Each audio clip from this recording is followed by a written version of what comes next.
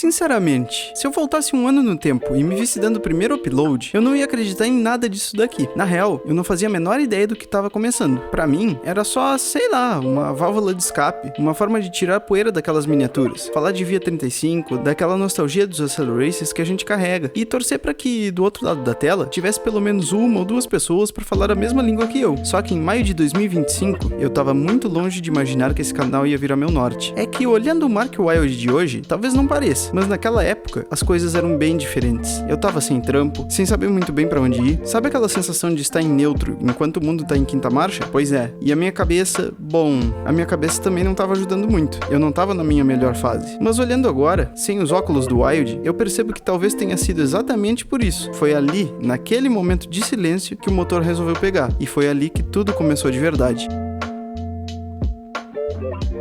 No começo, cara, eu não tinha plano nenhum, zero estratégia, eu não entendia absolutamente nada de algoritmo, de retenção ou de como o YouTube funcionava. Pra falar a verdade, eu só queria mostrar minha coleção e falar sobre algo que eu amava. E sendo bem sincero, eu achei que se desse muita sorte, umas 20 pessoas iam perder tempo assistindo aquilo. Só que do nada, alguma coisa clicou. A engrenagem começou a girar. Os vídeos foram ficando menos travados, as ideias foram crescendo e as edições, eu comecei a me arriscar mais. Sem eu notar, o canal virou minha rotina, virou meu compromisso. Todo domingo tinha vídeo. Não importava se o dia tinha sido uma droga ou se eu tava cansado. Eu sentava ali e fazia acontecer. E eu acho que foi bem nesse ponto que a chave virou. O canal deixou de ser um hobby. Pela primeira vez em muito tempo, eu tava aprendendo o que era disciplina. Eu tinha um motivo pra acordar e produzir. Só que eu não estava mais sozinho. Começaram a aparecer as mesmas pessoas em todo vídeo. Gente que esperava o domingo chegar, que comentava, que mandava pergunta. Pessoas que talvez nem imaginem o impacto que causaram. Porque sendo realista com vocês, em muitos dias, quando eu pegava o celular sem força nenhuma pra editar, era saber que vocês estavam ali que me fazia continuar. Ô louco, até rimou. E o mais louco disso tudo é que enquanto eu falava de Acceleracers, eu percebi que a franquia estava conversando comigo de volta. Aquilo que eu assistia quando era guri começou a fazer sentido agora na vida adulta. Persistência, evolução, aquela ideia de continuar acelerando mesmo quando o reino parece impossível de atravessar. Eu estava vivendo isso na pele. Só que tem um detalhe. Enquanto o canal decolava e as coisas brilhavam na tela, a vida fora do YouTube também começou a mudar. E foi aí que a corrida ficou pesada de verdade. Porque hoje, a minha realidade não tem nada a ver com aquela de um ano atrás.